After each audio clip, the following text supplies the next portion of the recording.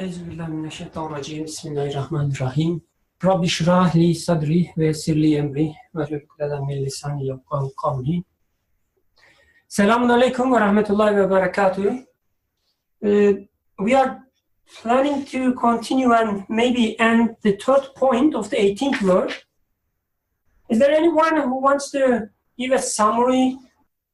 And from what I recall, we went into that at least thinking about the messengership of Muhammad, peace be upon him, Osman was emphasizing on, think of it as like not as a singular historical person, but as the institution or the actual message that is brought, or what the truth or the reality of the message is, when what it highlights and what it changes in the human being, what that brings.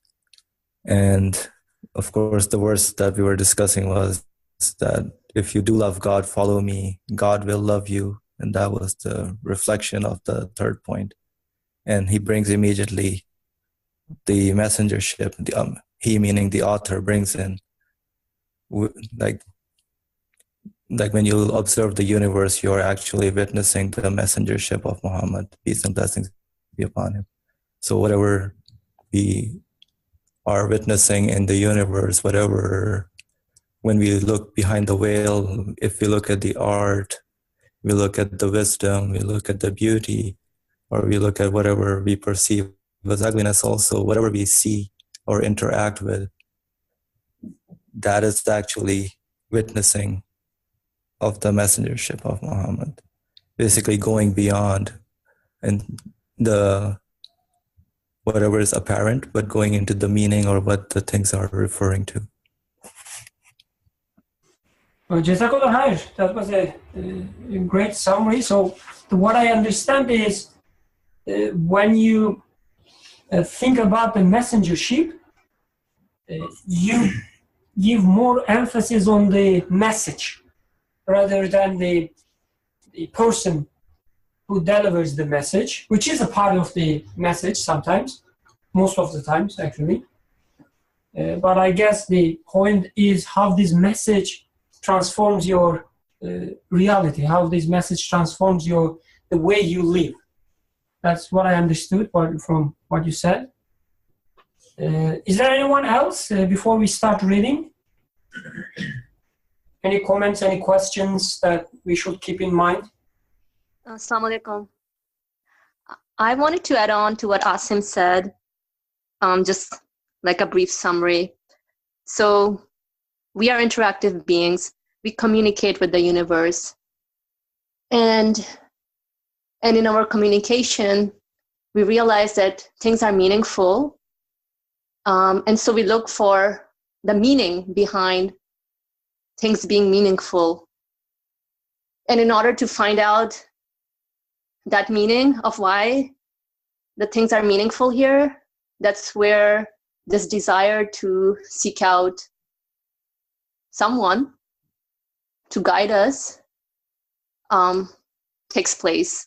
And so I'm thinking that's where perhaps the messengership, the institution of messengership would come into play. Because at the end of the day, we're looking for eternity, but then this universe does not provide that for us. And so obviously we look for some kind of guidance to guide us through in this quest. Great, thank you. Anyone else? Here? Osman, you? Just maybe a simple statement.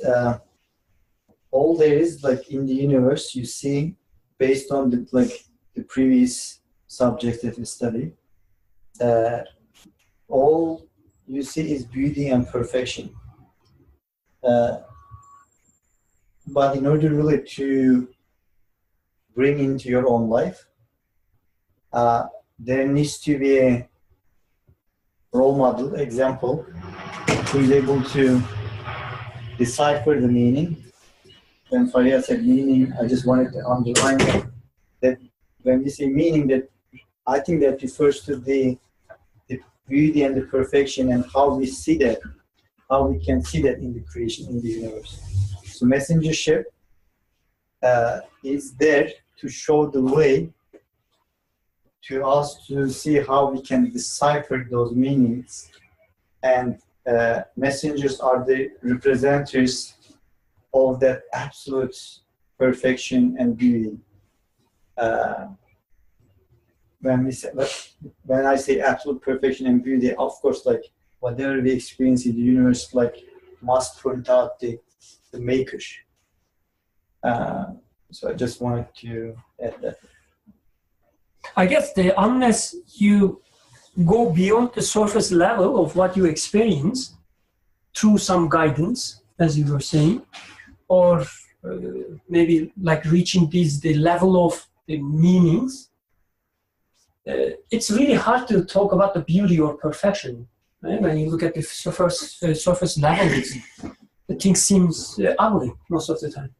Yeah, like I'm making this comment based on the first two discussions, taking it for granted that we already come to the conclusion that actually we all agree there is all we see in the universe is good, and whatever the evil that we experience, it is because of like how we interpret the things. So this week I was thinking about these points, the first point, second point, and so on, the 18th word. I was questioning myself. I had some question in my mind about myself, as usual. The way I seek do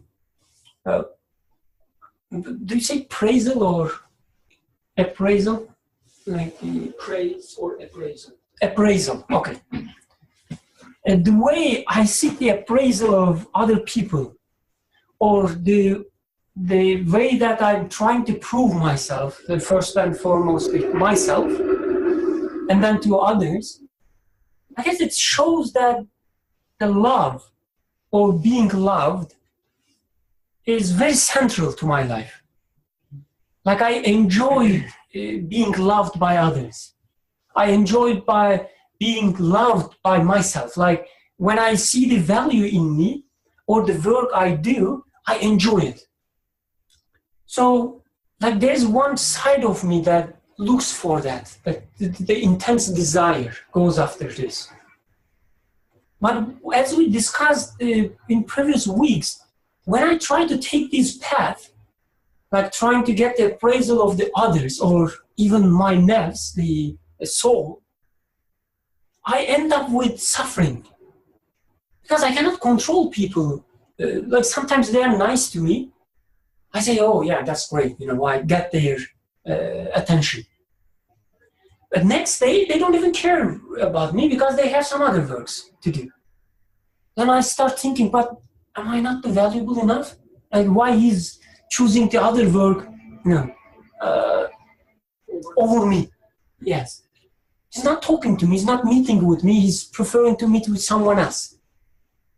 Of course, I'm just maybe dramatizing a little bit, but this is how I live my life. It's always changing. The people are always changing, at least from my perspective, and my desires are always changing. Right? There is no easy way to sustain them or easy way to please myself. And I guess this is what we studied at the first, right? There is an intense desire of love there in me. And when I try to satisfy this desire through praising myself or seeking for others' approval, I end up with suffering. And then I realize that I don't have anything to be valuable. Like whatever I like about myself, they are taken away one by one. And then in this third point, we come back. Say, Birkan, you're looking for love. This is what you are living for. Like you're seeking for the love. And if you want to be loved, follow me. Like somebody comes and tells me that, Birkan, I'm a messenger, whatever it means. like metaphorically speaking. He says, I know that you want to be loved. I know that you want to be valuable. You will not find it there. But I can show you how you're going to find it. You want to be listened. You want to be heard. The others cannot hear you. But there is someone speaking to you. There is someone hearing you, listening to you all the time. If you want to see that, follow me. And in that context, it's like, if there is such a claim, if there is such a message, I would say, I am there. I'm behind you, just go. Like I'm following you. It's not something external anymore. It's not something like somebody comes and tells me, do you know what? I will teach you the truth of the universe. Who cares? I will die in a few years maybe. But if somebody comes and tells me, because I know what is inside you, I know the suffering you have, and this is your solution, I will say, okay, I'm listening now. And this is what I understand from the message. Because sometimes, I guess, we think about the message as if it's, like it will teach us about the cosmology. It will teach us about how to live, how to do things. Like, should I clean my hand before eating? Should I do it that way on the left side, right side? These are all external things. They may have some values as long as they match something in me. But I guess when he says message or when he says prophethood, messengership, at least the way I understand is this kind of message. Like, I will show you how the sun above you speaks to you. How the sun answers your questions that you are after. That's what I understand from the message. And this is how it is related to love or beauty. Because this is what I am after. This is the message or guidance I need. Just open up a parenthesis over there. I found that is a very beautiful line of thought.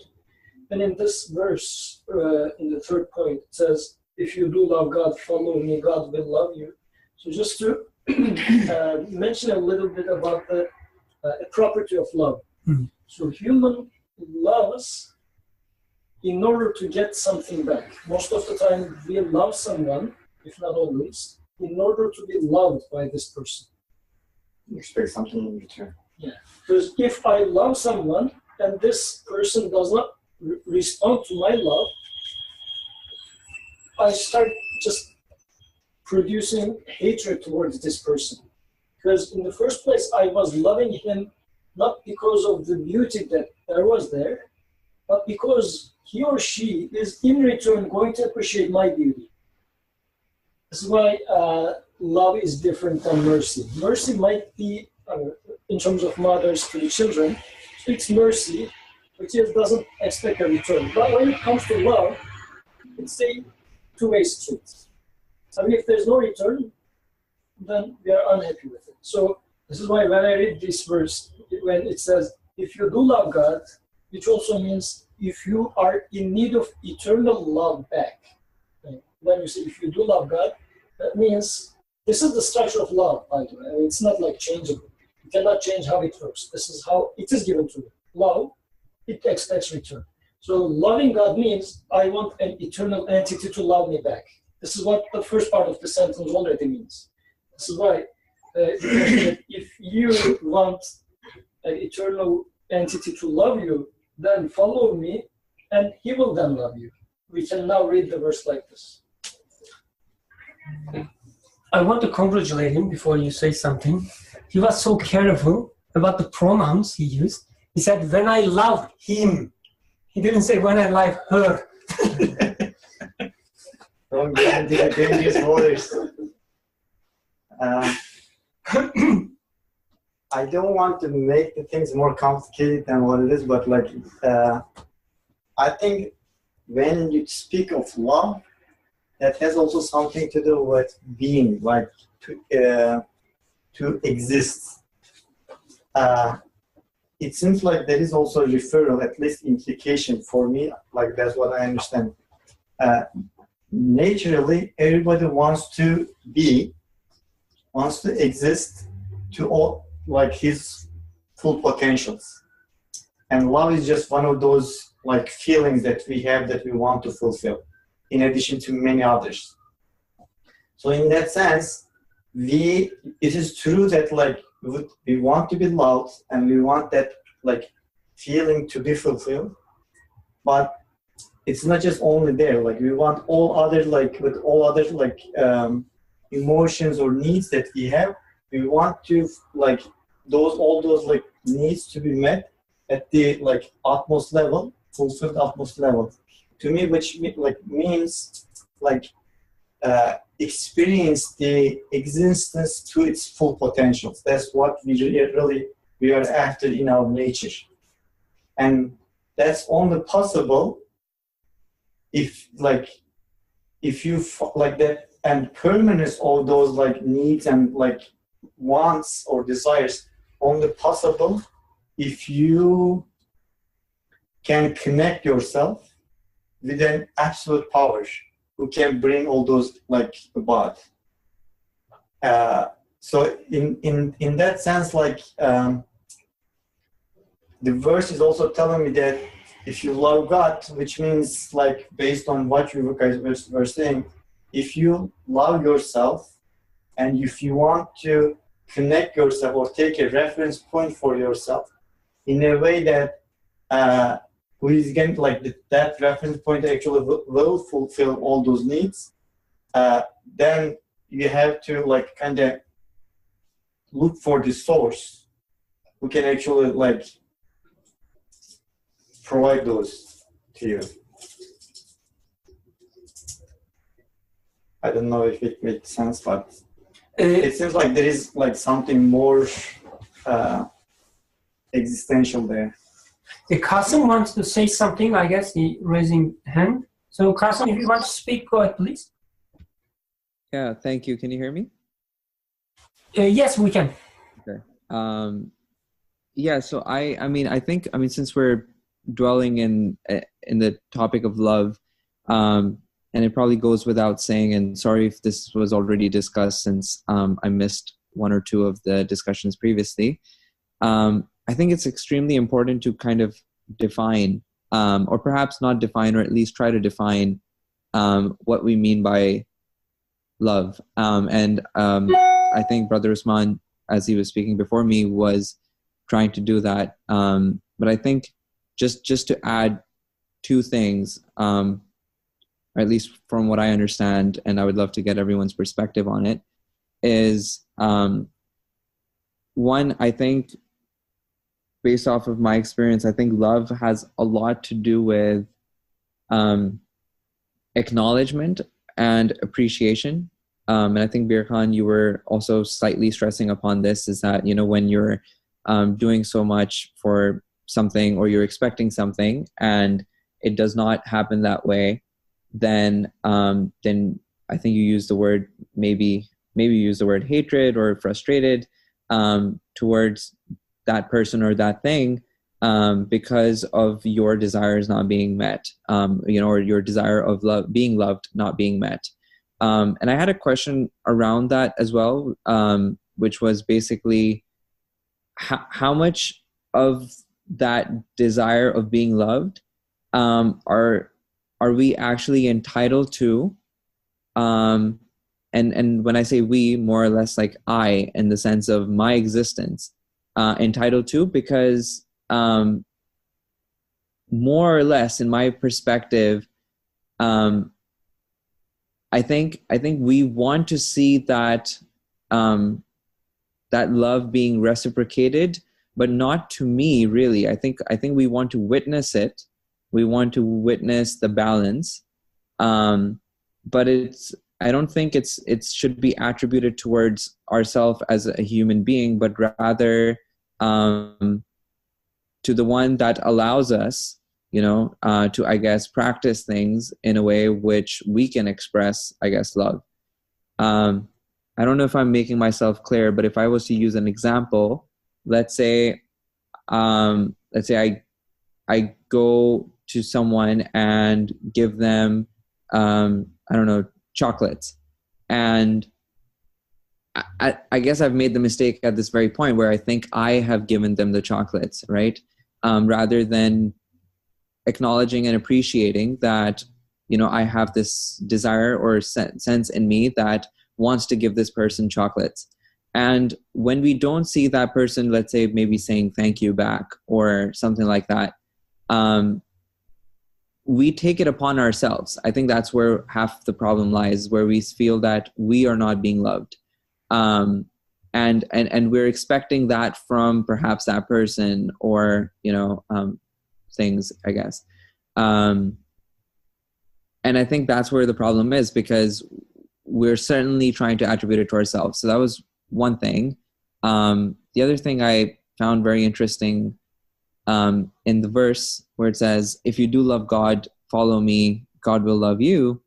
Find it very interesting that it's not, it doesn't say like follow me, and perhaps this point was stressed earlier. It doesn't say follow me and then I'll like kind of lead you to loving God and then God will love you.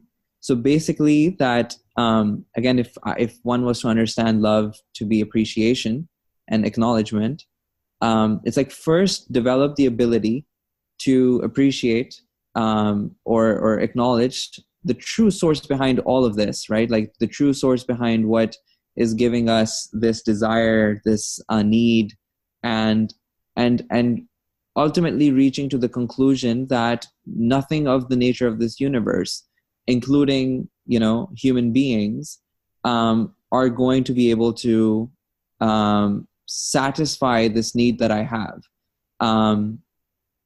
Yet, because I have this need of being loved, when I fail to find anything within this nature, within, I guess, this universe, or of the nature of this universe, and the fact that I have this need necessitates that it must be fulfilled.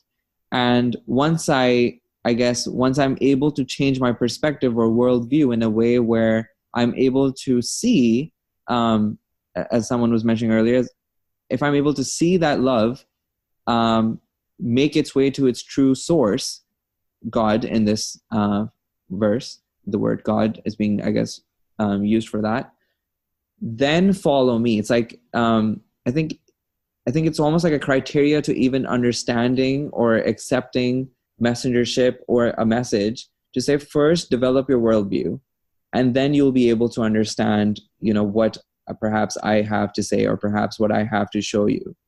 And then God will by default love you because you've already been able to make that connection to the one.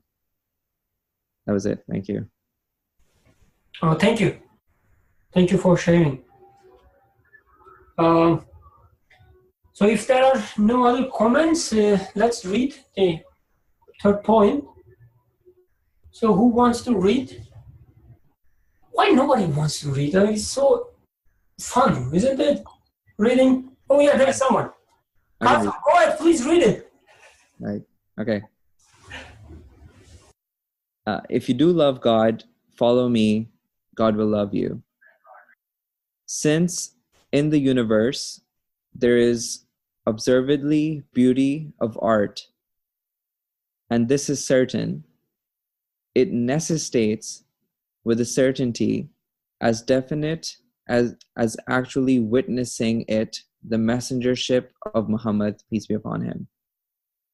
So I'm going to repeat this. Since in the universe there is observedly beauty of art, and this is certain, it necessitates with a certainty as definite as actually witnessing it, the messengership of Muhammad, peace be upon him. For the beauty of art, and finally ornamented, sorry, I'm looking up the definition, a thing used to make something look more attractive, okay? For the beauty of art and finely ornamented forms of these beautiful creatures show that their fashioner, possesses a significant will to make beautiful and powerful desire to adorn. And this will and desire show that the maker possesses an elevated love and sacred inclination towards the perfections of the art he displays in his creatures. And this love and inclination require to be turned towards and concentrated on man, the most enlightened and perfect individual among beings. And man is the conscious fruit of the tree of creation. And the fruit is the most comprehensive and furthest part, the part with the most general view and universal consciousness.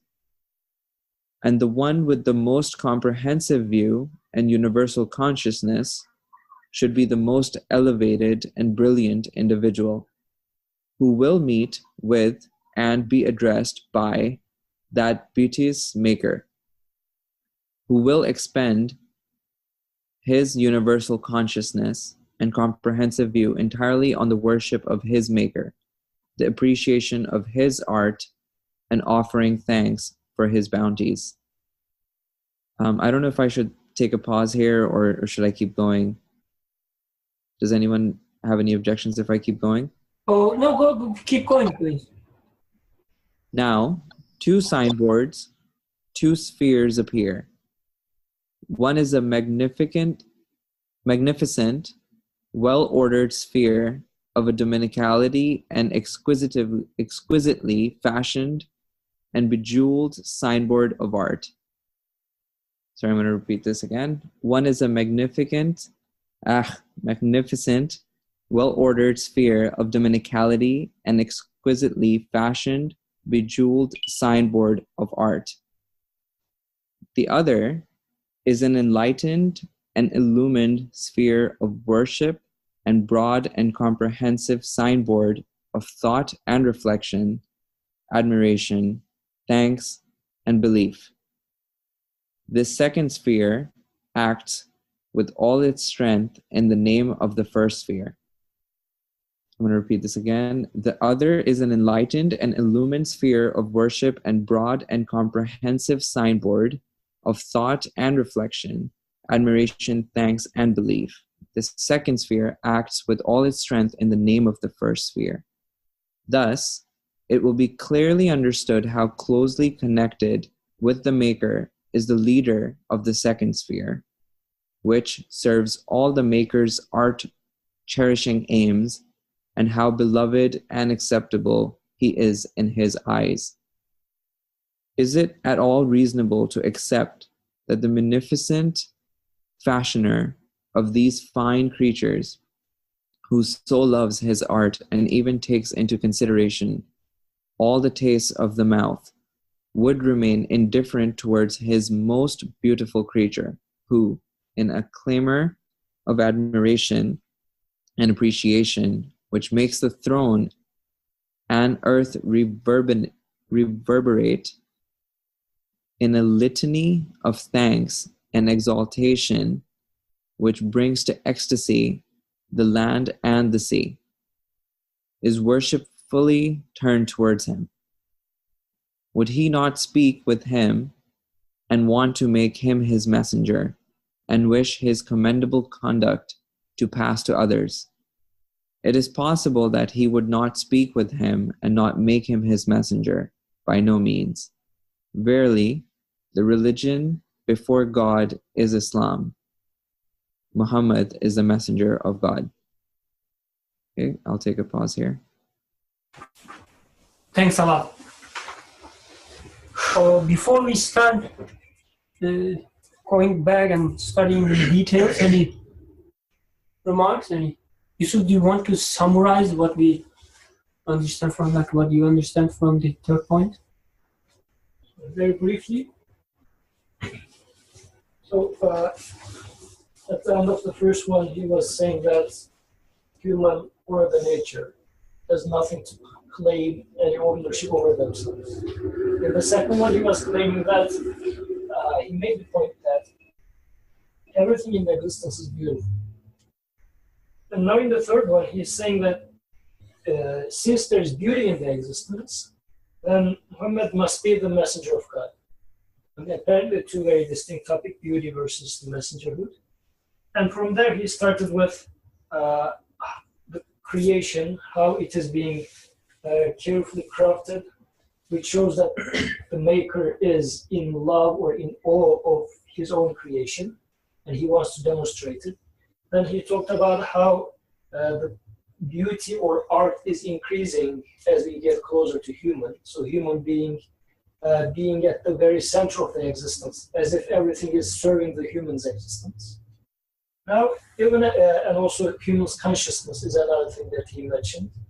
And then among humans, of course, the most valuable one would be the one who appreciates all the artwork that was mentioned. And then within this picture, he talked about two spheres and two signboards. So the spheres were a magnificent well-ordered sphere of dominicality and a signboard of art. So one sphere is dominicality, somebody taken care of, and also art is being manifest. And as a response to these two, there's this worship, the sphere of worshiping, which is a response to the dominicality. And also thought, thanks, admiration, and belief, which is a response to the art. And he was saying that then the one that is responsible for the first two, like the dominicality and art, how much he would be interested in the leader or the best that performs in the second, like the worshipping and the belief, thought, admiration. And due to this intrinsic relation between the two, he said that is it at all possible that the maker would not take the man who is going to be most conscious about the existence seriously and talk to him. Take him valuable, acknowledge him, and talk to him. Make him a messenger so that he is going to be an example for the rest of mankind as well. So this is how he tied, because this is also answering our initial question about being loved. So if a man is a prophet, just the fact that a man is a prophet means the maker appreciates mankind. And it's possible for me to be loved. So even if I do not follow him, just the fact that I can conclude that the creator loves a man such as me, the one that is performing the best in terms of manhood, being a man, at least it gives me a hope that it's possible for me to do as well. So in this sense, messenger being the messenger is giving me a bright hope that I am not doomed to suffer from lack of love. Because since a messenger exists, that means the maker acknowledged someone among us. And this someone among us was not a random man, he was the one who was most conscious. So as much as I increase my consciousness, become like him, then I'm going to be acknowledged. That's the last point you made. It's, I guess, so important. It also goes back to Osman's comment last week about not being lost in the historical context. And he's giving a name, like he says, messenger of Muhammad, but the way he describes, obviously he's talking about the level of consciousness a man can get. He's not talking about a historical figure. He's just like taking it as a role model, maybe, saying that the messenger is the one, or the prophet is the one who has such a consciousness, who has such a connection with the reality. That's how I define, he says, or at least the way I understand, that's how I define the prophethood, the messengership. Still, why he's using a name, or I guess this can be discussed. I guess this is what we do also. For example, if you're going to give an example about a topic, you either talk about, let's say, math, +1 or -1, but maybe the numbers that you're interested in is going to be 0.7 or -3, whatever. But we talked about the endpoints because it makes the topic to be more concrete, much more understandable. And then feel in between as much as you can. Yeah, because when I take it as you were saying, the way a man can connect with the reality and the maker. If I take it that way, like when I talk about the messengership, if this is the approach I'm using, then I can benefit of, I can benefit from such a discussion. Otherwise, if we get lost, as you were saying, Osman, if we get lost in the historical context, like somebody 14,000 years ago lived and so on, I cannot even make connection. Right? But I can make connection the way he lived. This also gives a recipe, I guess, how we should maybe approach the narrations. Like when a narration, when we face with a narration, maybe we should concentrate on how he was interpreting what was before him, in front of him. It's not about, what he ate. Like, did he eat hurma or, the X or Y, but the way he ate it. So the consciousness that he had against the hurma, or what is it, date?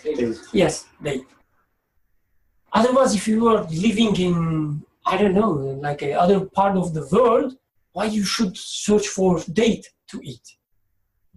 You shouldn't be like lost in the historical or maybe cultural context, but instead you should take the messengerhood or the prophethood as a way to connect with the beauty of the reality. Starting from the beauty is interesting. I guess we shouldn't lose these emphases that they are so important, so valuable. Like he's starting from beauty. Like there is art in the reality, there is art in you. You are an artful object. Concentrate on that. Start with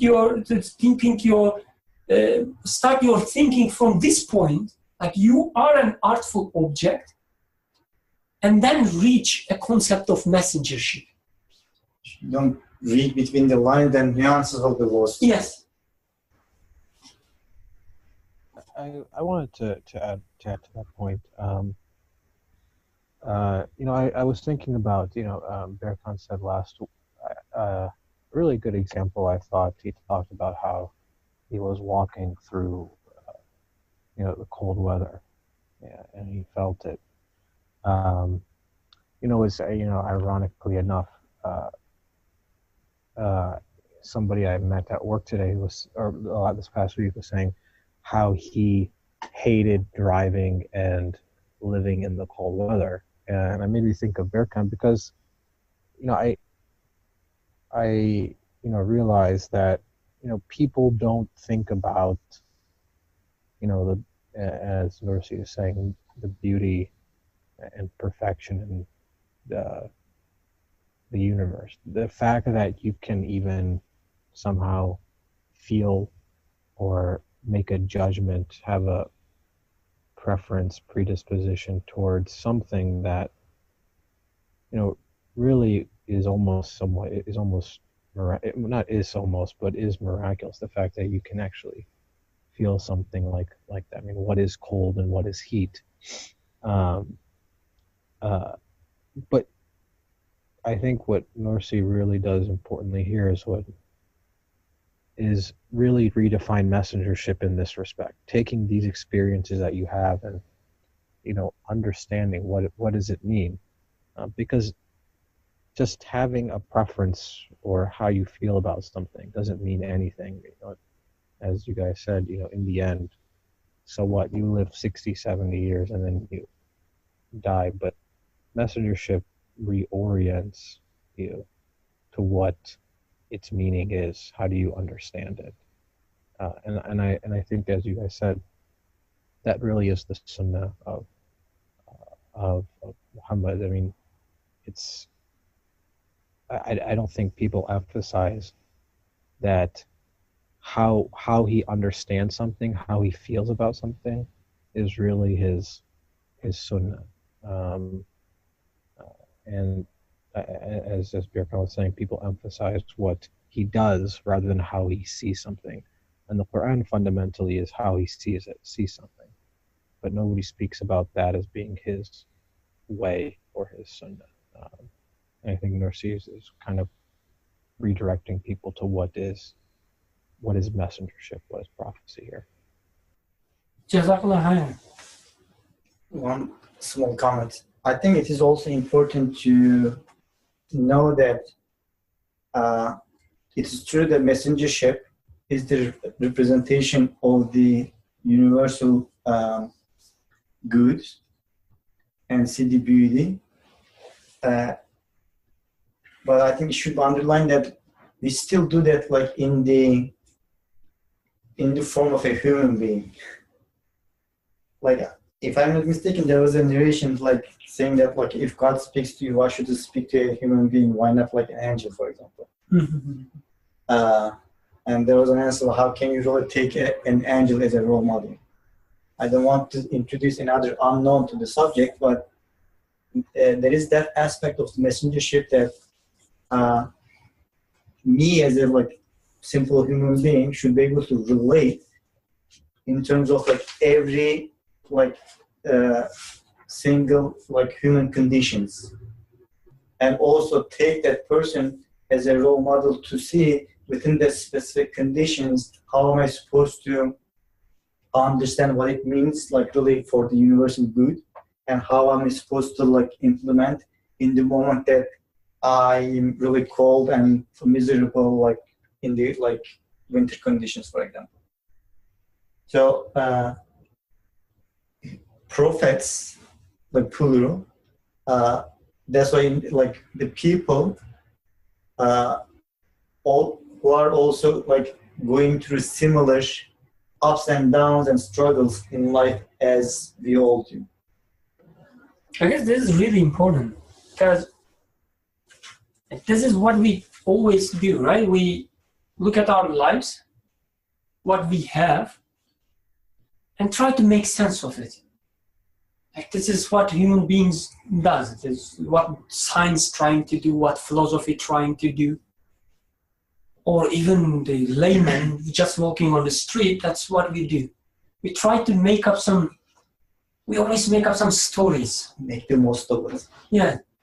Like, I do it that way because of this. I do it this way because of that. We have brain because, I don't know, we feel cold because something. And these answers, they don't satisfy us. All these thousands of years, we're still looking for them. So I guess that's really why it is really important having, at least metaphorically or conceptually, having a role model in your life. Like going through the same suffering, going through the same changes, and see someone, how he acts, or being able to read about it. Being at least knowing that there was someone who was able to, as Yusuf was saying, the hope of it. Like there was someone who was able to make sense of this. At least to me, this is so valuable, so important. But I'm not just, how to say, the against the flow, what you say, swim against the flow? Go Against the flow. Rolling against the flow. Say it again? Rolling against the flow. Okay, rolling against the flow. Okay, thank you. Oh, like, this is so important to me. I don't want to be one who's rolling against the flow. Like, I'm trying to do something impossible. This is what they say, right? Oh, Birkan, don't think, you cannot have an answer. This is, everybody says, like, whether religious or not, oh, you shouldn't think that things. Like, just read this passage and it will relieve your pain. Or you look at the history, like nobody was able to answer, you cannot answer. Like, I don't want to be in such a situation. At least I want to know that it is possible. I want to know that I'm not living for nothing. And when somebody says that there is a human being, not only a human being actually, there have been thousands of Human beings. were able to make sense of what they encountered, what they experienced. I guess this is, at least to me, much more valuable than knowing that somebody will someday will find the equation which explains all these interactions of the. Who cares? Now, if I cannot make sense of things in front of me, why I, feel cold, and why I don't like it. Who cares about the equations? Scientists too. No, I also do, but not that much. Anyway. Well, I'll say to that. I think without messengership, right, everybody is in a sense philosophizing or is a philosopher, because you were saying people say don't think about it, you cannot find the answer. That itself is an answer, because you're making a passing judgment about what the meaning, what does it all mean? What am I even doing here? What's my purpose or reason to be? Why do I feel this way? Not thinking about it or saying it doesn't matter is in a way a judgment saying, my existence is valueless. So, and I agree with you. Then what does it matter if you have all the answers to the inner workings of the universe? It makes no difference in the end. But that's a philosophy. Another point, correct? Something really quick. Carlson actually already mentioned this, but I wanted to underline again. If you do love God, follow me, and God will love you. So, love already, God already loves His creation. That's why you experience the art and the beauty. So, here, if you follow the prophet, he will just open up the road or the perspective for you that you will, rejoice the love, which is already there. So, in a sense, we are blind to it, and the messengers are the ones who are showing the way how to experience that. This is tied to consciousness, because as I am unconscious about it, it is non-existent for me. That's exactly the point. Yes, so as if it is think of it as radio waves. If you tune your radio to a certain channel, then you will receive the message, whatever is being transmitted, right? So it is already there. But the question is are you tuning yourself to that specific channel or not? And I think messengers are showing you how you can tune yourself in your own being and consciousness to the channel that is showing man how to interpret and read and understand the universe and his own experiences with the universe or relationship with the universe.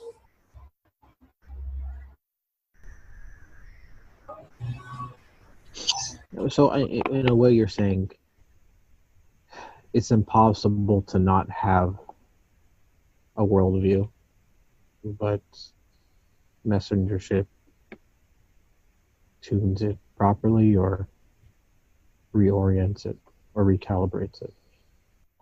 Yes, true. One way or another, we are gonna establish some sort of worldview, and that's why where the messengership and the message is really important, because they are redirecting you in a way that you can decipher the meanings from the universe.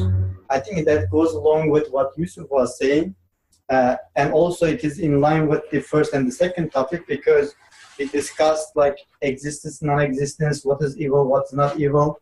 So if you think about it, if evil is something related to non-existence of something, for example, like good is there, but because of our lack of capacity of receiving good, for human beings and as well as the nature itself, that's where the evil or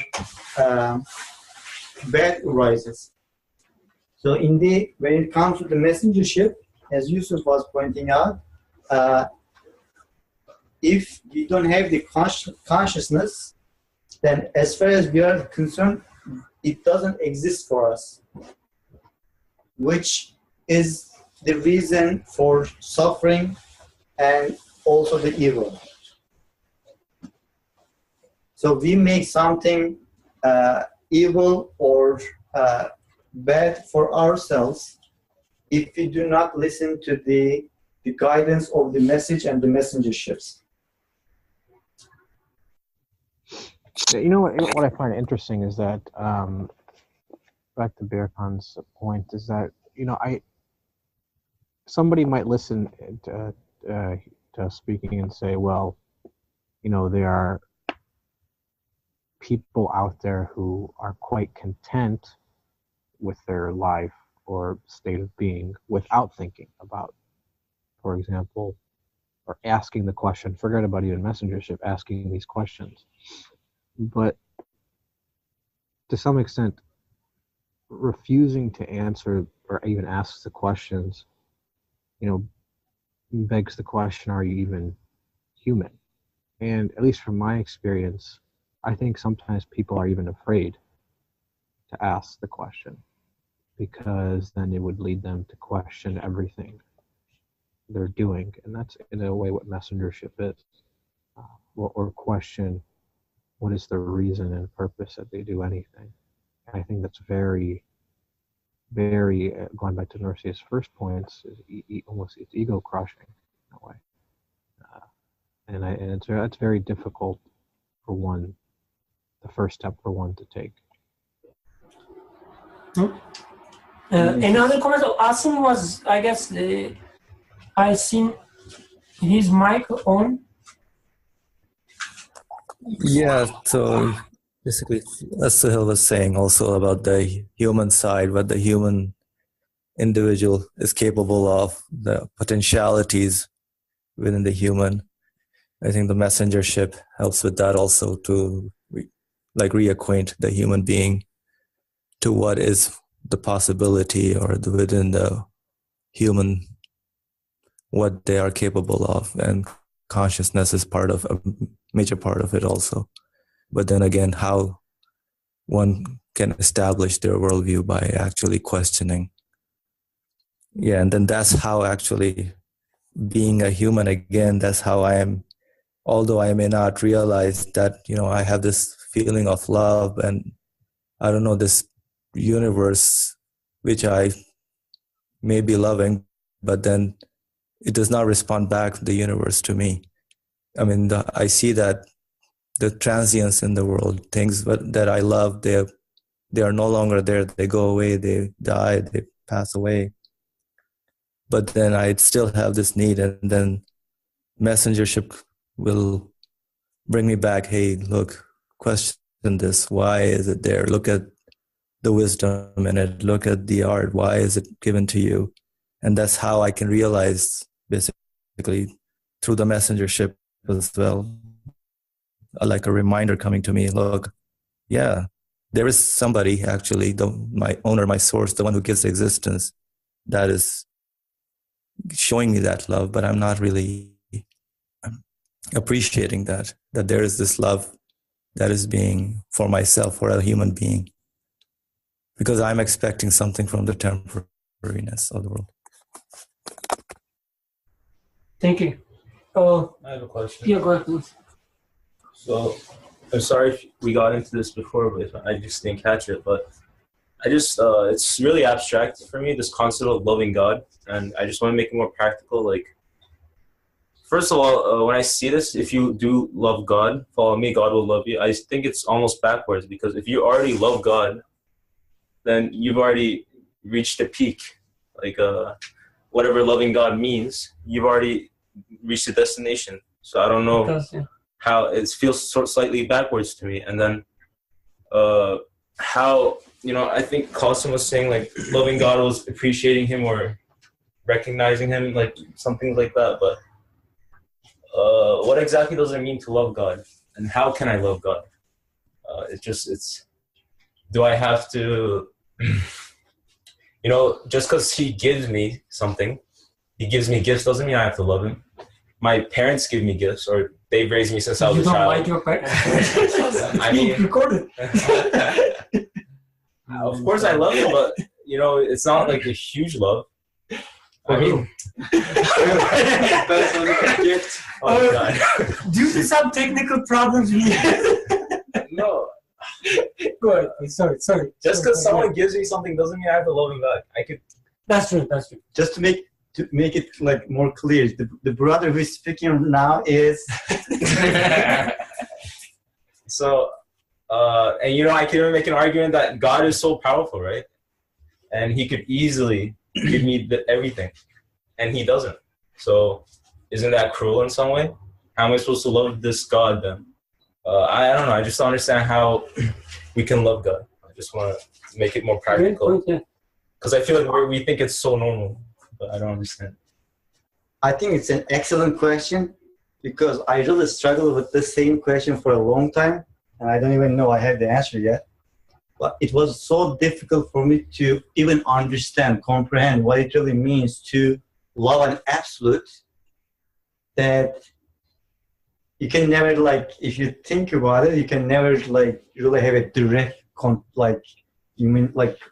in quotation mark, a personal connection with him. Yeah, you don't know what it is. Yeah, so I don't know. I will leave it the answers.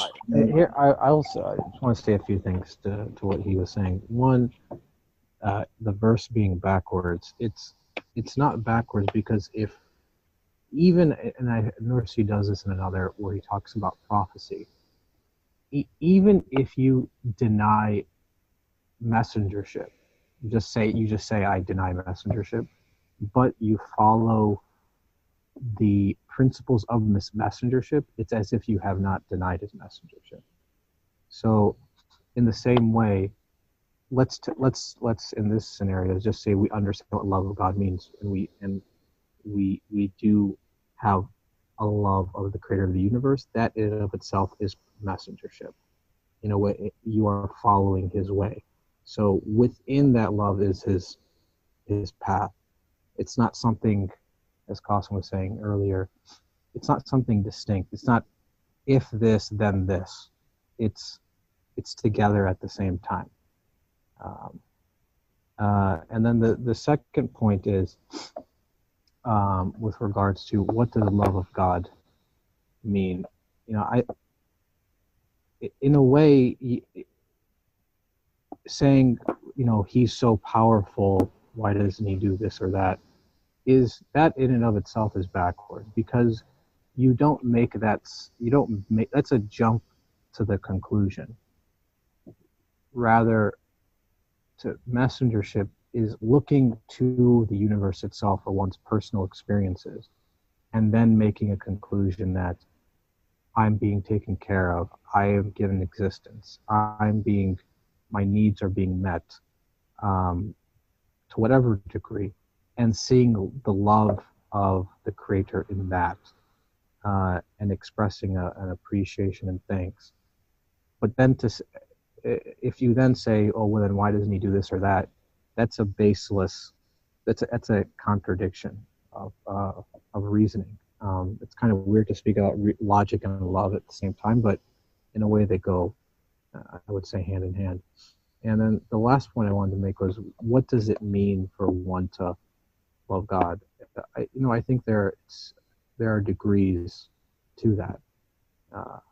How comfortable as the messenger is, how comfortable are you with your existence, and how much do you see in every moment that you are being taken care of, that your existential needs are being met, that you will be, your eternal needs will be fulfilled. How much you see that, how much you witness to that and experience that, and knowing that the universe is constructed in such a way so as to know his qualities. How much you see that is how much you express this, in a way, love of God, which in the same light is how much you understand the pathway of messengership, or the highway of prophecy, as Nochi says. And no one can speak about, oh, this is what it is absolutely externally, because love is essentially an eternal experience. It's not something you can externalize. Kasim, you want to say something? I see your hand. Yes, I just wanted to add to what Sohail was saying. I think, well, for starters, I think it's a beautiful question, whoever did ask that.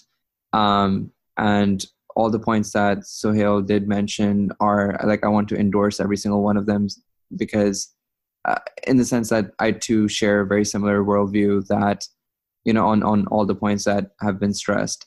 And I just wanted to reiterate that I think perhaps one additional way to go about perhaps recognizing love, because this is to address the question, which is, what if I don't love the person who just gave me a gift?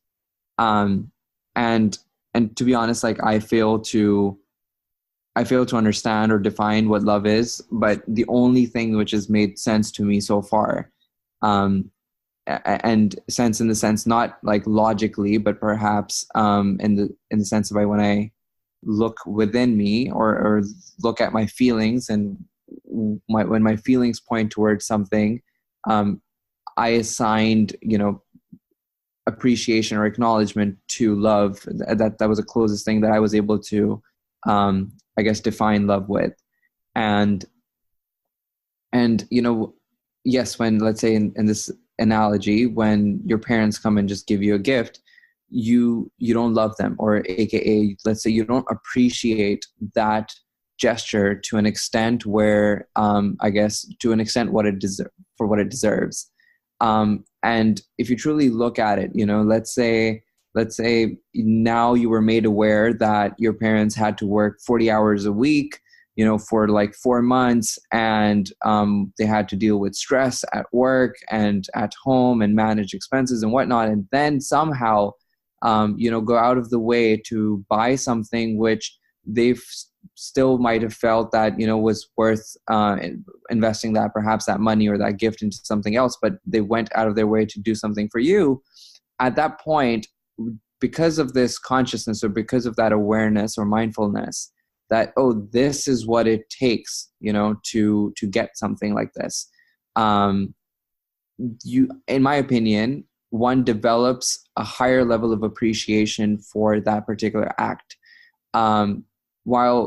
So one was this analogy, and the second point was, personally, at a very personal level, and this is like not generalizing it because I haven't thought too much about it, but personally, I felt that the statement, if you love God, in itself is basically the equation, right? Like, it's not just an answer, but it's an equation. It's saying, like, okay, go about this process where, first of all, like, I stopped thinking about God as like this one being that's just sitting there somewhere. So I got rid of that idea, and I started looking for, what do I love within this world? And as I was able to, or not able to, find something which satisfied I guess, the need of being loved, or the need of being appreciated, to a point where almost every single thing failed. And the fact that I had this desire to be loved at a greater degree,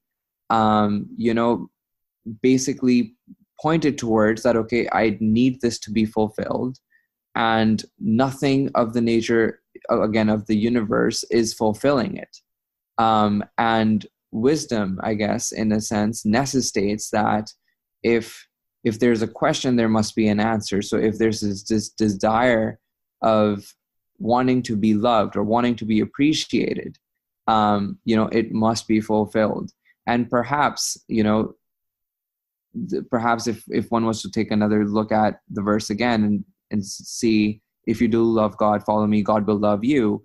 I think it would take away from the meaning if we attributed our loving to God as the same as God's loving to us, in the sense that perhaps we can love God by appreciating an acknowledgement, but God is not entitled, is not limited or must not be limited to, I guess, human constructs such as like appreciation and acknowledgement. And perhaps that love which comes back is in a form where I must be able to perceive or receive, but maybe it's not limited to my way of loving God, if that makes sense. Yeah, can I try to give my version of the answer? As far as loving God, I think what we human beings, what we have is like intense desire and like burning desire for permanent existence. But like I'm talking about a type of existence that like you have all the beauty and the perfection that you can imagine all. You want to somehow secure that kind of existence for yourself. Whatever that feeling that you can, to me, that's what love is. Also referring to the Birkan's point earlier. So this is who you are. Like this is what is already in your nature. That's how you are made. And when it comes to like what does it have to do with like loving God? As Birkan was talking about earlier, like when you look at the individual beings where you have that love relationship, you see that they cannot really be the source to satisfy that need, and they cannot even sustain themselves. In many occasions, actually, the places that you expect love in return, like or fulfill those needs, they're always disappointing you. Going through those experiences, I think, brings men to a point that you look for that source, absolute source, that can give you this satisfaction in a permanent sense. When you reach that point, I think then also like, again, messengership comes into play to teach you like what that experience is, how you can direct that intense desire for permanent existence to the actual source. I think that's, as far as I understand, that's how the process works for me. Otherwise, like it is, when you talk about like loving God, like at the like beginning, it is very abstract. I cannot make sense of like loving someone that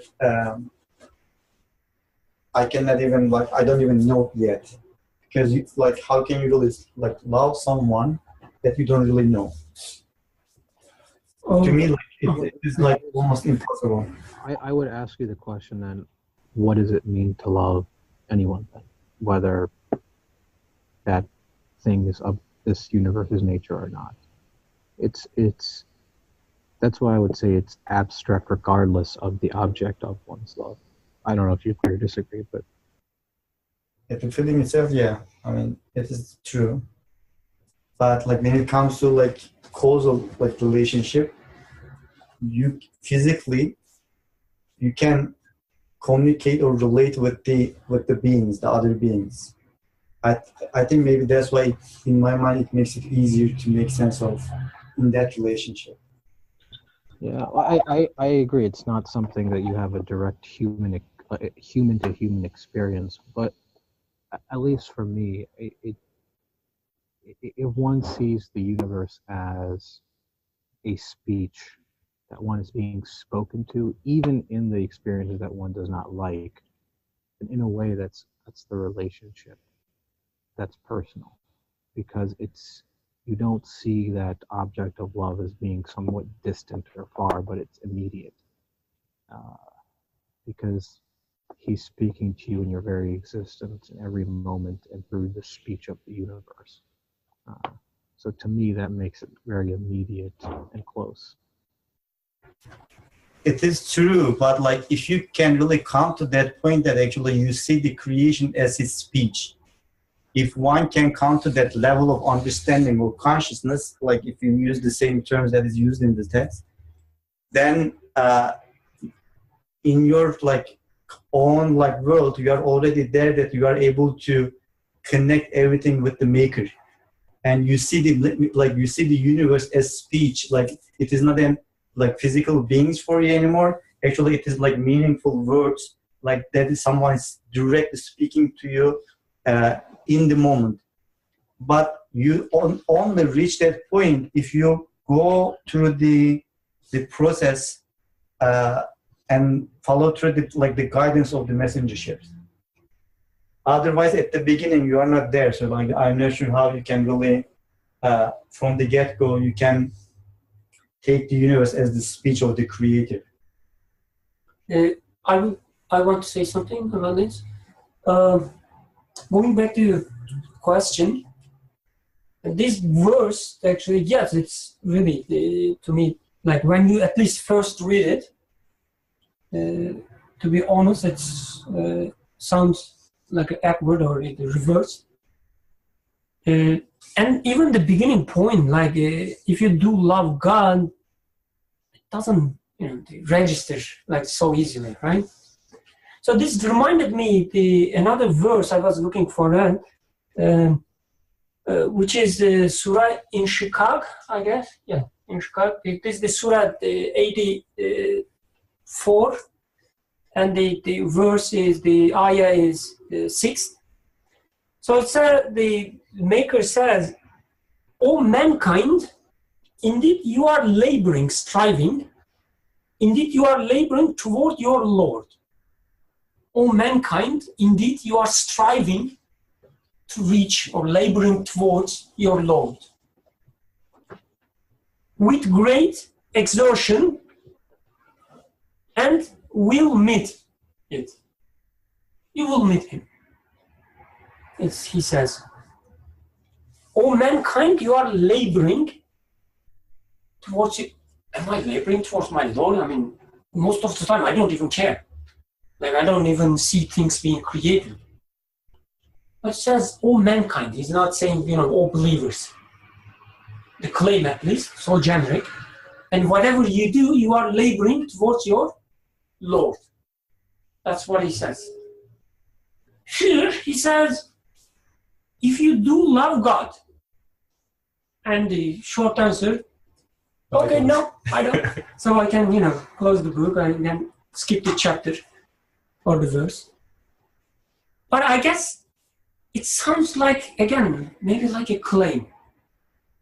You love your God, whatever it means, right? And if you want to be fulfilled or answered, follow me, this kind of thing. Just like the other verse, like, you are laboring to your God, to your Lord. Must be something innate. So yeah, it should be something innate. It should be something here that I can easily verify, or not easily, but at least first-handedly verify. The way I see there's like, when he's asked if you do love God, I take it as, like, first of all, do I love something? Like, is there, like, it first start from there. Do I really love something? Just like another verse when he says, I don't really exactly remember the exact wording, sorry for that, I might be wrong, but he's asking, where are you going to? Again, the human being. Oh, human being, where are you going? Or where are you striving for? Something like that. I ask the question, like, am I going somewhere? Am I trying to reach somewhere? Or do I love something? When it becomes about myself, I guess the answer is easier, right? Not about God, which I don't even know what it means at this level. So ask the question by reflecting to yourself. Do I love something? And going back all these previous discussions, to me at least, answer is so easy, like, yes. I love many things that I'm trying to reach. I love many things I want to hold secure. I love my youth. I love my, friends. Old times. I know it's not easy to believe now, but anyway. I do love things. I do love things so intensely, like my entirety, like all my life, shaped based on this love. If I love someone, I won't be as careful as Yusuf. If I love the girl, right, I will do everything for her. But what I see at the end, it's not enough for me. I love one girl and she disappears. I try to love another one, she disappears. I love one kind of movie, next year I hate them. I find them childish. I enjoy some kind of books, another week I find them most stupid ones. The love is there trying to reach something, touch something, hold on, but the objects of love that I try, they cannot fulfill. 1 day, 2 days, a few years, I enjoy, but then I start, get bored. Then I say, yes, the love is there, and what I'm looking for. What should be the object, true Yes. object of love? What kind of thing would fulfill all to satisfy this desire in me? And I say, I don't know what it is, but it's not this or that. This I'm sure. So it's not the kind that I experience all the time. Like it's not among the objects I can, show you. So I take this verse as if you are constantly trying to love something and this thing abandoning you constantly. If this is your state, like put it that way, if the things you try to love do not answer you, if your love seeking for something else that you cannot find here, there's something else that you cannot find here, is what he means as God. So I guess if you take it like personal, try to understand our own condition, then this, somewhere there, you will see what he means with God. It means whatever you tried and failed is not among them. So if you love God, meaning if you are not satisfied with the books, if you are not satisfied with your friends. In other words, like if you are unconscious of the love within you that cannot be satisfied anything in this universe. So just like the way we approach God, like when we talk about God, what we say, La ilaha illallah. This is our definition of God. Meaning, there is no God but Allah. So what we do, we say, okay, can this be God? Can that be God? Because I'm looking for it. And I say, no, these cannot be God. So whatever it is, when I say whatever it is, now we are talking about God.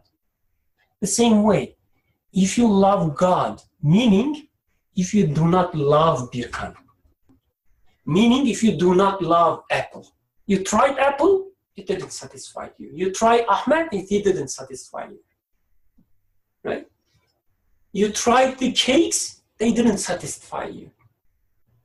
If the love you have looking for something else is what I understand from if you love God.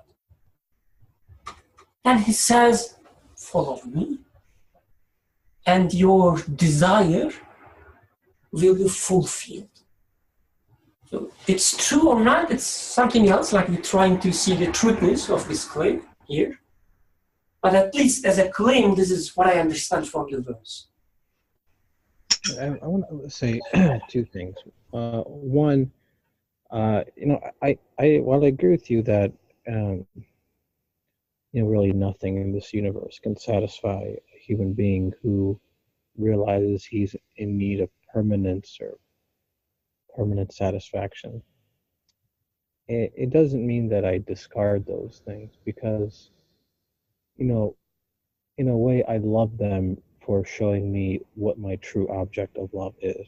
So that it's a, reorientation, redirection of where my object of love is. It's not to the things themselves, but to what they indicate.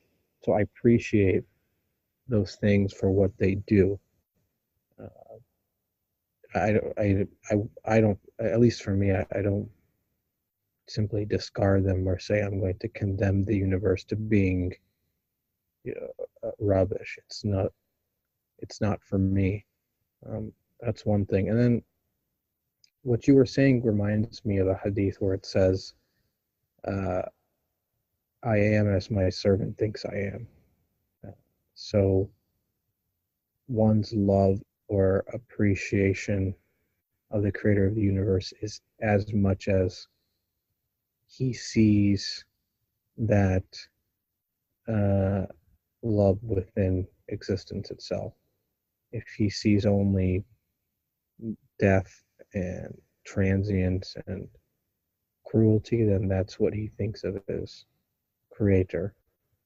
But messengership says, do you see this beauty in art and perfection? What do you make of it? So what you were saying reminded me of that statement. Oh, very good and very important point. Yes, even if when you realize that nothing can satisfy you, you don't have anything else as well. That's your reality. And it shouldn't be understood as, when you see that nothing satisfies you, you come up with an abstract idea of God and start loving it or him. It's not possible for you, as a human being. And I guess this is where messengership comes into play and show you the true face of things in front of you.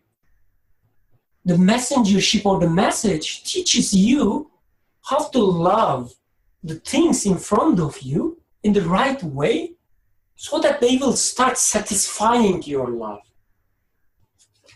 So it shouldn't be understood that once you become a believer, you don't care about your mother anymore, or your wife, or the books, or the movies. These are the things that you know your God with. So I guess the messengership, again, is there to teach you what it means to love your wife. Ahmed, I guess you wanted to say something? I was just looking up the context of the Revelation verse. And so the context began out of a dispute that the Bible was revealed, verses by verses. So I looked at the context. The context is that the Christians, one narration is saying the Christians and Jewish were saying that we are the beloved children of Allah, and this is this is who we are. The other context is saying that the people, when they used to worship the idols, they used to say, why are you doing this? They say, to get closer to Allah, because we love Allah. So the verse is a response to these people saying, قُلْ إِن كُنْتُمْ تُحِبُّونَ اللَّهَ فَاتَّبِعُونِي يَحْبِبْكُمُ اللَّهُ. So if you love Allah truly, like you say like you're trying to do, then follow the Prophet, follow this, And then the following ayah is فَأَطِيعُوا اللَّهَ وَأَطِيعُوا الرَّسُولَ.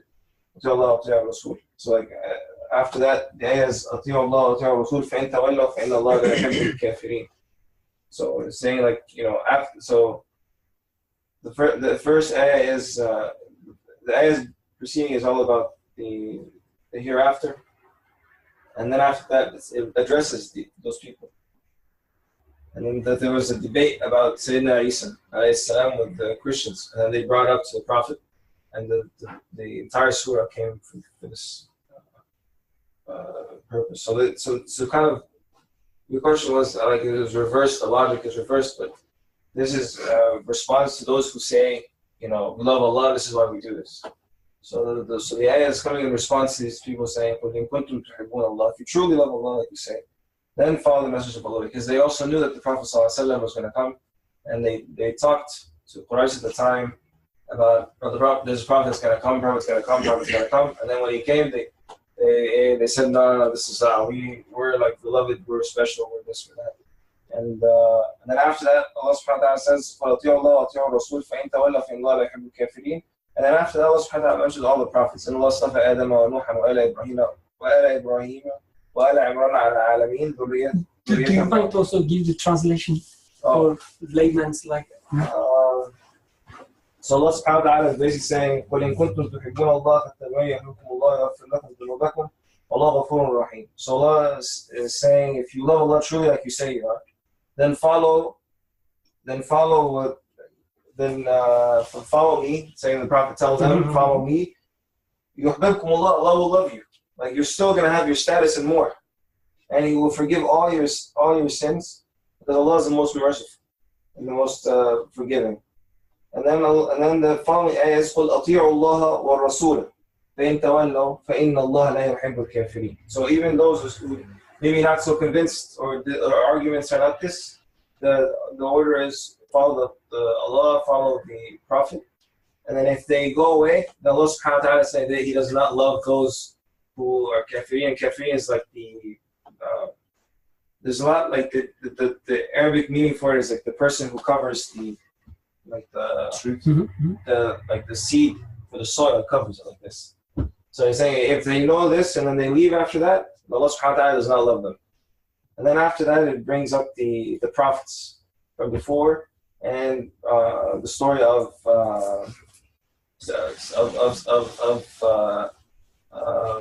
previous prophet. The story of Maryam alayhi salam in the following ayahs after that. So the context is that they were saying that we're the beloved ones, we're this, we do this because we love Allah. The ayah is responding to them, but in kuntum tuhibbuna Allah, then follow the Prophet sallallahu alaihi wasallam and follow the way how he's prescribed it, and sort of. So I just want to. No, this is really great because I guess having this historical context makes it somehow concrete, like as a case study. Then I guess the question remains: how am I, as a Birkan living, 2018 in Philadelphia? Yeah. How am I going to benefit, or take it not only benefiting, because I can also benefit from the books behind you, right? They can benefit me, but they cannot provide me guidance. So historical text, for instance, can teach me something. I can benefit from it, but it cannot provide me guidance, like a personal guidance. So for instance, if I take this historical context as it is, not just as a case study, then I ask myself, I do not worship idols. I'm not, a part of another religion. Right. So I'm not claiming that I am selected or whatever. So how am I going to benefit from this ayah then? So the benefit from the ayah is if you claim to, at least my understanding of it. Of course, I'm not a scholar. I don't know anything. I don't know if the other two brothers on the phone are scholars. They will probably hit you with something if you call them a scholar. I don't know. So, but my understanding, the lesson that I learned is that those in the past that said that we love Allah and we're doing this because of Allah, and they kind of like, in a sense, just, they did something that they thought, Allah subhanahu wa ta'ala is saying, if you truly do this, then this is the way to go. And in a sense, this is sort of the lesson that I get, is that the lesson is, if I truly want to achieve the love of Allah subhanahu wa ta'ala, and I want Allah subhanahu wa ta'ala to love me, and I want to experience the love of Allah subhanahu wa ta'ala, and I say, then I have to follow what the Prophet sallallahu alaihi wasallam and what Allah subhanahu wa ta'ala says. Yeah, I can't, for example, say, I'm drinking and then, this is getting me closer, so, or have like some different, some different way of is the path is clear. You want to do this, and this. If you say this, then here's how to do it. So this is how I see. Took the lesson. Any comments? Any questions? Yeah.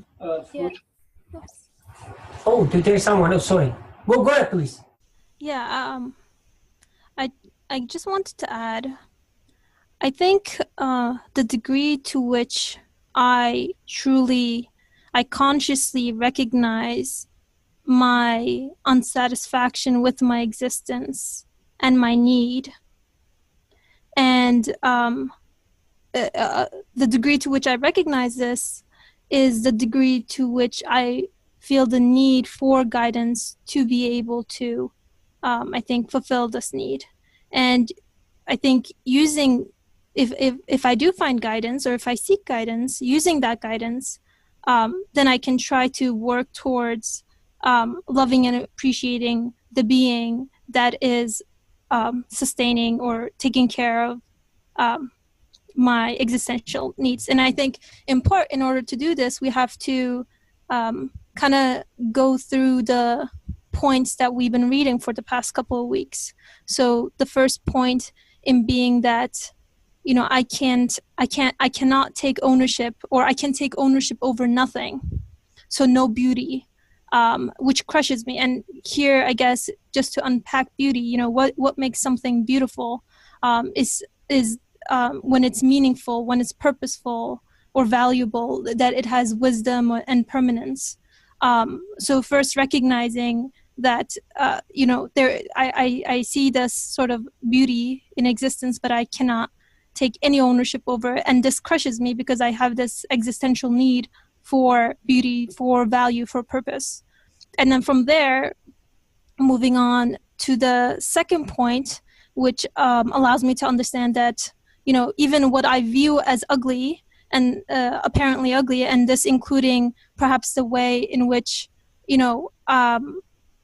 and maybe this, I might be misinterpreting this in part, but the way in which I might view myself as lacking beauty, in that I lack value or purpose in my existence, I rationally understand that, I observe wisdom and order in this universe, so it cannot be so. But I think perhaps to me, this in itself doesn't seem enough to satisfy me. And then this, I think, moves us to the last point where I recognize this need, and I rationalize that it must not be so. So I seek guidance for trying to confirm for myself my true worth and messengership as something that addresses this intense existential need, showing me what things in this universe point to. In that the existence of beauty necessitates guidance for learning how to utilize the given tools to properly see beauty and to see value in myself, which goes to fulfilling that the existential human need. So the existence of I guess tying it in terms of, beauty necessitating prophethood, the existence of the beauty is just as important as the guidance needed to utilize the given tools to see it in one respect. And I one other thing I just wanted to say was that, if you do love God, follow me. God will truly love. God will love you. It reminded me of also another verse of the Quran, and again, I might be totally misinterpreting this, or it might not have any relevance whatsoever. But in chapter 7, verse 143, it talks about how Moses, I'll just read the translation here that I pulled up. It says, "And when Moses arrived at our appointed time and his Lord spoke to him, he said, 'My Lord, show me yourself that I may look at you.' And God said, "You will not see me, but look at the mountains. If it should remain in place, then you will see me."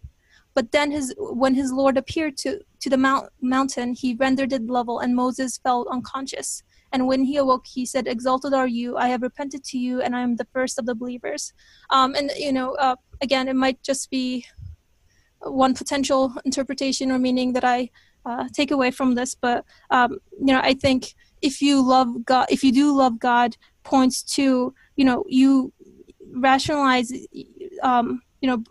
rationalizing the existence, the source of existence, and then also your need as a human being to have this existential need for permanence and beauty satisfied. And then in that, I understand that there's wisdom and there's beauty, but help me to experience this on momentary, every single moment level, so that my heart can just be just as satisfied as my mind.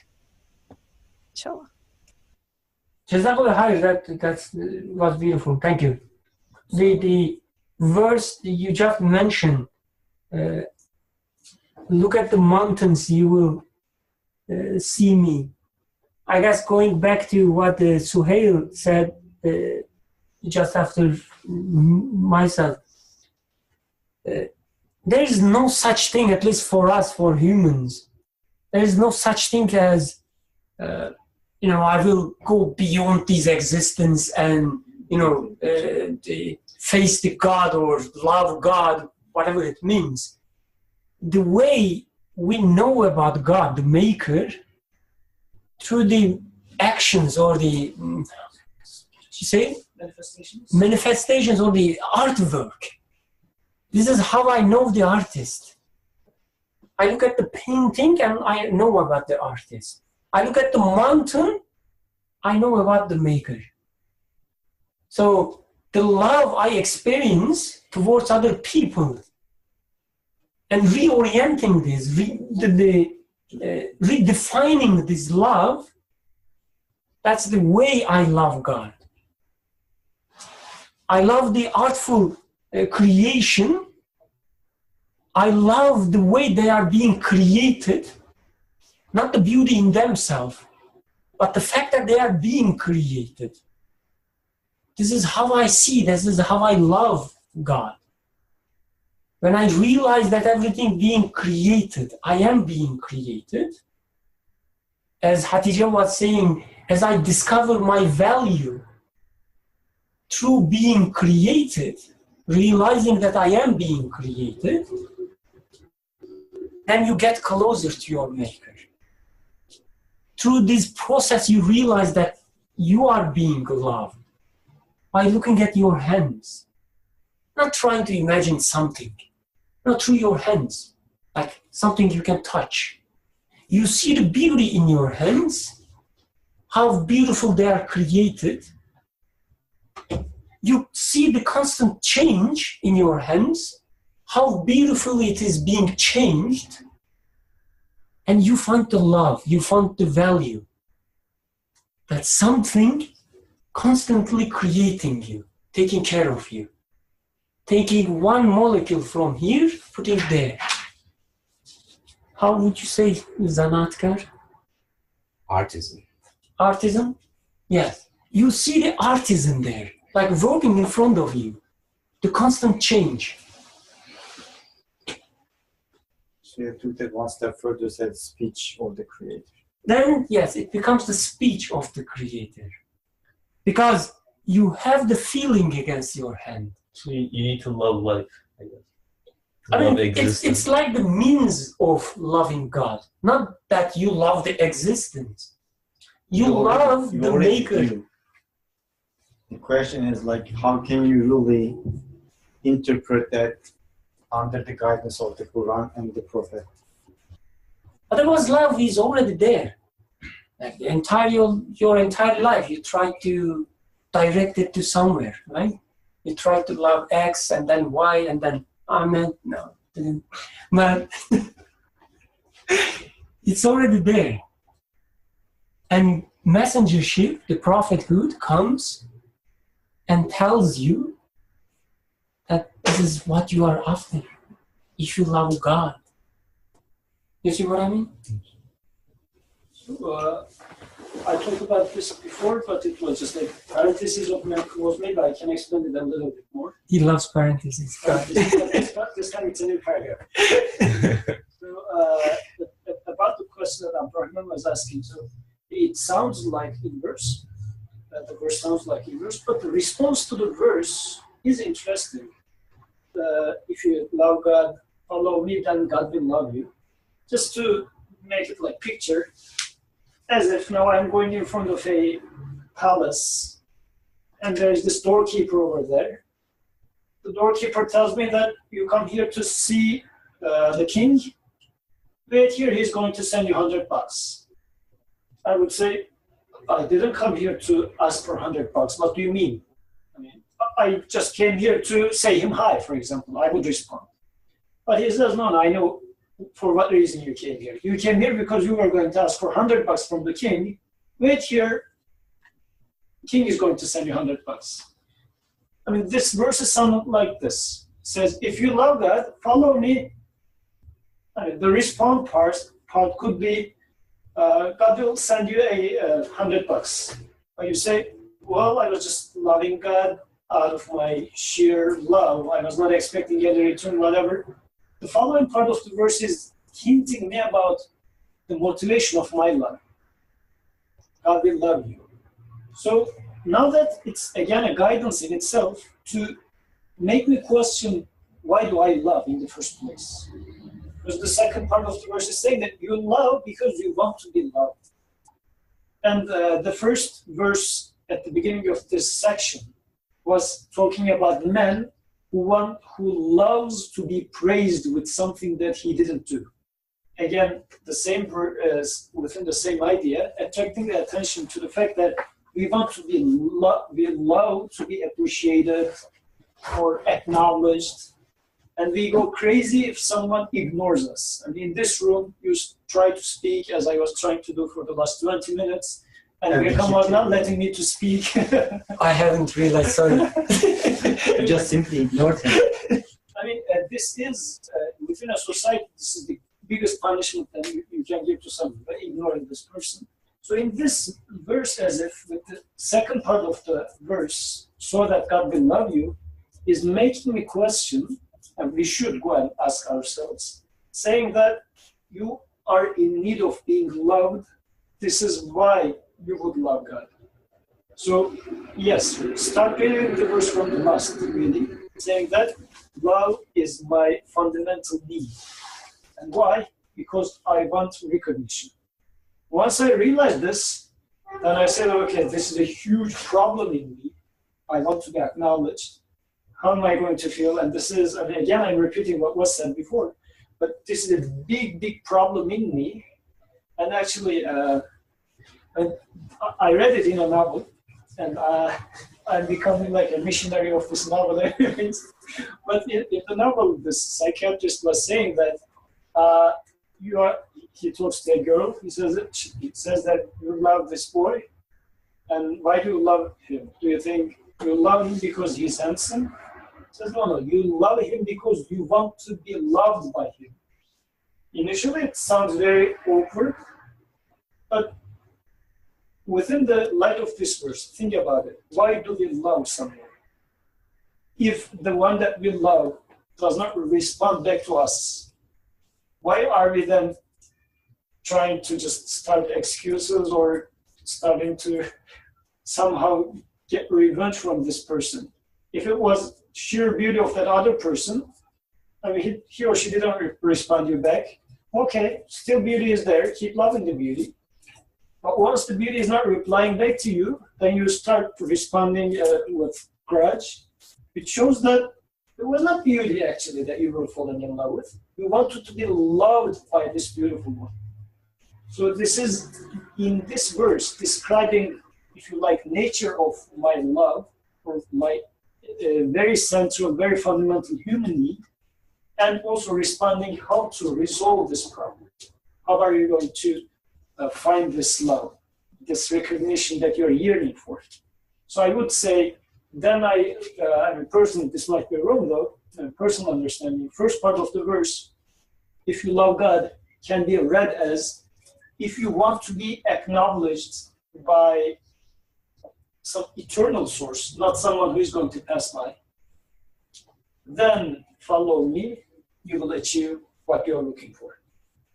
And in order to see that this is a need of me, maybe I don't care about that. Well, if you don't care about that, you really don't care about that. But turn back and question yourself. Can we say that, like, you want to attribute some value to yourself, your own being, as a person? And there are only really two ways to do that. Like, one, either you are going to seek the praises of the people around you, or understand that no matter how much you are praised within yourself, there is really no value, or like there is really no value in the things like people tell you or the praises that they do. Rather, like, you are understanding the purpose of that feeling, why you have it, and understand the wisdom behind it, like how you need to actually, it's it like, if you like, it's a message or messenger that is given to you to seek the absolute source who can actually give you the permanence and the true value that you are seeking. So like, otherwise, like, if you think about it, we all want to have some sort of like position in the society. And that's only possible if other people around us actually place us in that position. That's one way of like approaching that need. The other one, that like alternative way, is like using that and understanding yourself, and through that understanding the maker and the giver of that need or feeling, and describing or like attributing some sort of value based on that relationship. I think you have 5 minutes. We have 5 minutes. Okay, so this is a question actually. As far as I understand, like the paragraph that starts with "now two signboards, two spheres appear, one magnificent, well-ordered." So it seems like that's what Nursi is discussing in that paragraph. So like, I know we don't have much time left. I don't know, I am assuming that we are not going to discuss this subject again next week. So like, can we talk about that paragraph like in the last 5 minutes to see what how people understand it? Do you want to I just want to, I'm just here to see like how people understand that paragraph. If there was nothing else, people wanted to make any comments or anything. Oh, which paragraph was this? Now two signboards, two spheres appear. One is magnificent. Now two signboards, two spheres appear. One is magnificent, well-ordered sphere of dominicality and exquisitely fashioned, visual signboard of art.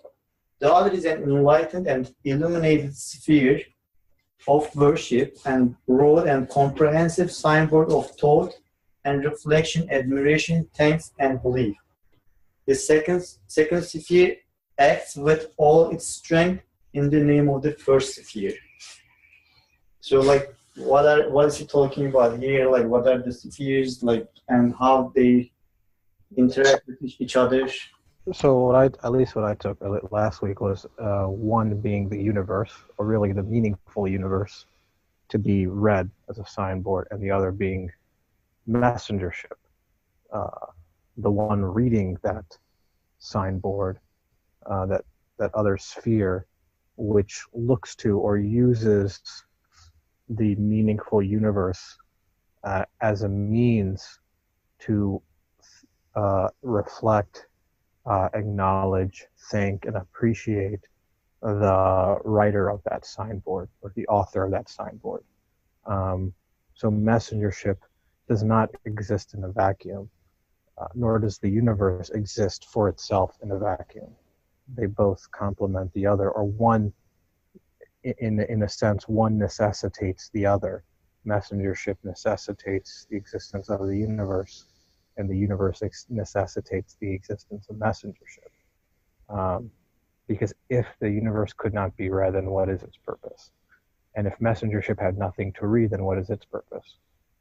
So that's what I take from that paragraph. This is the purpose of both those things: to read, to be read, and to read and to be read. That's how I understand it. I guess it also talks about the perfect match between these two. That's what you were saying, like things to be read and the faculty or tool or capacity that I have to read. The perfect match between them. So in the second sphere, it talks about thought, reflection, admiration, thanks. So it's not only just thinking, like all my feelings, all my desires, like I have this faculty in me that being thankful to things. I find myself being thankful to things. I find myself trying to make sense of things. I find myself trying to reflect upon things. And I see that there's a perfect match in the universe that wait to be made sense of it. Things wait for me to be interpreted. Things wait for me to be thankful. So there's a perfect match between these two. Then I realize that if I have such a faculty, like reasoning, for instance, then I should approach the things with this faculty. I should reason about them. I should ask, like, what is it coming from? Because I have this capacity in me. I find myself being thankful, then I should look for the object of this thankful in the reality. I should look for it. If something cannot satisfy it, I should look for somewhere else. Like, there is a thing that waits to be read, and there are all these faculty in me that able to read things, and I should approach the things from this perspective. I should take them as something to read. Yeah, I know we're out of time, but I really liked your example last week. I've been thinking about it a lot because, at least in this season, everybody speaks about how they hate or they despise cold weather. And in a sense, at least for me, when I hear that, it's very, nauseating, almost disgusting, because it cheapens the value of the thing itself and also, one's own humanity. At least I don't want to feel that something cannot be understood meaningfully. It doesn't exist. I mean, for what other reason, as you said, that you feel something, or you feel alive, and you have a response to that, a feeling towards that. And as a human being, you want to understand it. You want to contemplate on it and reflect on it. And you see that there must be a meaning in there.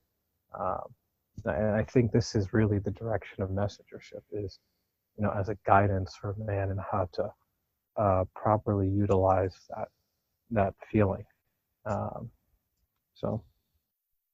Do you want to say something? Yes. Let's keep it short and then we can. I will try to keep it short as much as I can.